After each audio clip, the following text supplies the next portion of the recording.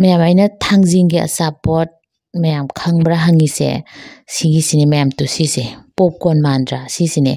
सिसे थांजिंग न सेम्बा कोइगिने अचापोट नेबा पॉपकॉर्न की टाइप ता तवेबको आई मसी खंगबा याम काना कुइद्रि सही अनि मुक्ति सुरेबको थांजिंग न सेम्बने से अचापोट सिबुदि खंगबा दो कइना सेम्बनो इदो खंगदबा हाइतारेको अदुगा गूगल गुम्बा यूट्यूब गुम्बा दे योंगबदगिदि कोइ थांजिंग न सेम्बने से खंगबनेबको अद उटकिदि खलुदबा दो ngasidi ai sanpia tum yam chaiba da mana haidi sembiro haba achapoट da ida ngasidi utke masidi mayam su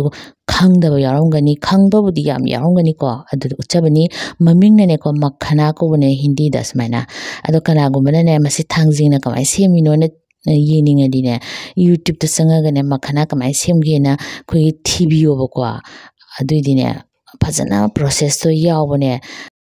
ma'am सिसे मखना हायरगा योलिसे मोइना 250 ग्राम सिदने को 340 पी तांगसेम तांगे दि तांगे बको कसेम यामा नते बको अदुगा खुगी थांजिंग से फसु फैदना को मांगोंदा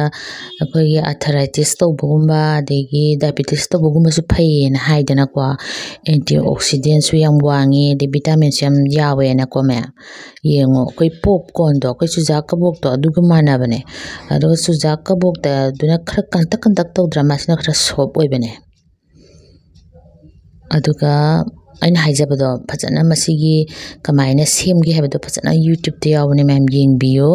यूट्यूब आइना सेमबा नते को मीगे सि सेमकपा कंपनी दुना मोइना तौबा सिंगदो यावने बा अदो मागिने चाबदा डायरेक्ट सि चाबदि हाउतेबा को हेलोक थोगा माइबु तवामदा फजना रोस्ट तोरगा हेदि साहलगा कैम हापतना साहलेदना अदु लोरगा खोइना थाकनिंगबा मोरंग मकुप अदेगी तिलहौ नुलो खमेन्स मगा हापगा मोरते पका हापगा चाबा हावी नत्रगा अंगांगदि जस्ट तुम किदंग हापिरगने को popcorn ngawai type ta taraga pijaba hawi aduga atopa recipe amane me hinjang thongbadane mane kidang ngok thokledana ko aduga body thakpagi type ta hinjang da sijina ba hawi me yam thajadana moina yam phajana ko thangjing che sema me maming do ko ma'am kaigum yening adi makhana ina thibiyo ko aduga dum tholakpane aduga अखोई मणिपुर दे अखोई योने थांजिंग चाइसे fresh ओइरा खदंग चाबनी the मोरो मेपा अदेगी पोथोक याम थोइपोनेबा अखोई Manipur the थांजिंग Thoise अखोई दि just fresh ओइंगा सारागा तुम लोरे अद मोदियाम फजना सि हाइदि सेमगा Yol Laramie ma'am साबा यावरसु मैम सुम हाइबिरो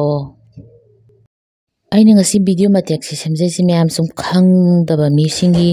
खंगमिना होना बाने समझबनी को मैम मता आस्ते लोइसलगे थैंक यू मैम खुरमजरी।